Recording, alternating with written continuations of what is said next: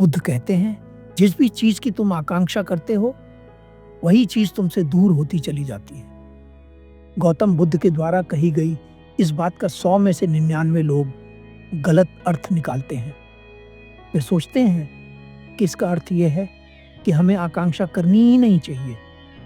किसी भी चीज की आकांक्षा करना गलत है, परंतु बुद्ध यहाँ पर यह नहीं कह रहे हैं कि आकांक्षा मत करो, क्योंकि अगर आकांक्षा करना बुरा होता तो बुद्ध खुद सिद्धार्थ से बुद्ध ना हो पाते, अपने दुखों से मुक्त ना हो पाते। उन्होंने भी यह आकांक्षा की थी कि उन्हें उनके दुखों से मुक्ति मिल जाए। बिना आकांक्षा के तो कोई जीवित ही नहीं रह सकता, क्योंकि अगर आपके भीतर कोई आकांक्षा ही नहीं है तो आप सांस कैसे लेंगे, भोजन कैसे करेंगे? बिना इच्छा के तो व्यक्ति हिल भी नहीं सकता। अब आप लोगों के मन में यह प्रश्न उठ रहा होगा कि इस सूत्र का सही अर्थ क्या है। तो यदि छोटी सी कहानी आपके इस प्रश्न का उत्तर है। एक बार एक व्यक्ति एक बौद्ध भिक्षु से पूछता है, मुनिवर, बुद्ध ने कहा है कि इच्छाएं ही सभी दुखों का कारण है। मैंने बुद्ध की बात मानकर अपनी सभी इच्छाएं त्याग दी, परंतु मेरे जीवन में अभी भी दुख है। क्यों?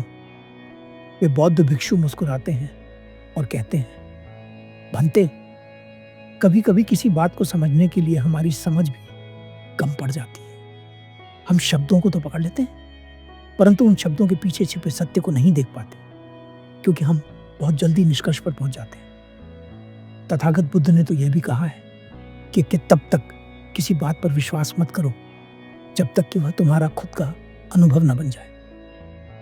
क्या तुमने यह अनुभव किया है कि तुम्हारी इच्छाएं ही तुम्हारे दुखों का कारण है? वह व्यक्ति कहता है, नहीं मुनिवर, इस बात पर तो मैंने कभी ध्यान ही नहीं दिया, परंतु एक बात मुझे स्मरण है कि कभी कभी मेरी इच्छाएं मेरे दुख का कारण होती हैं और कभी कभी नहीं।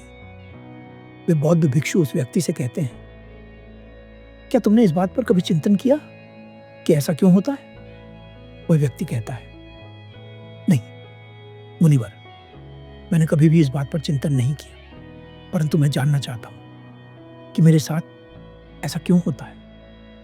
वे बौद्ध भिक्षु कहते हैं, ये केवल तुम्हारे साथ ही नहीं होता, ये सबके साथ होता है, परंतु ज्यादातर लोग वजह खोजने का प्रयास नहीं करते।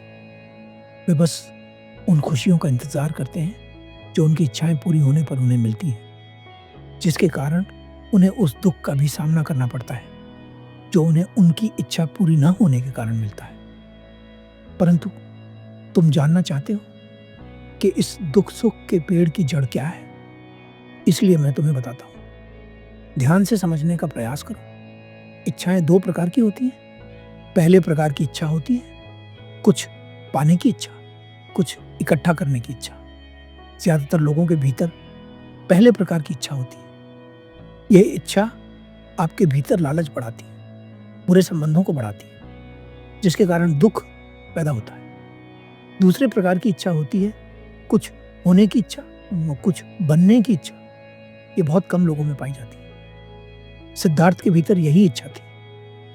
वे कुछ बन जाना चाहते थे, कुछ ऐसा बन जाना चाहते थे जिसे क्रोध न जला सके, जिसे अहंकार न डिगा सके, जिसे दुख दुखी न कर सके। यहाँ पर ध्यान देने वाली बात यह है कि सिद्धार्थ की इच्छा सुख की प्राप्ति नहीं थी। ज्यादातर लोग सोचते हैं कि सिद्धार्थ आत्मज्ञान पाना चाहते थे, परंतु उनका उद्देश्य कुछ पाना नहीं था, बल्कि अपने दुखों से मुक्त हो जाना था। तुम कहते हो कि इच्छाएं कभी दुख का कारण होती हैं और कभी नहीं होती।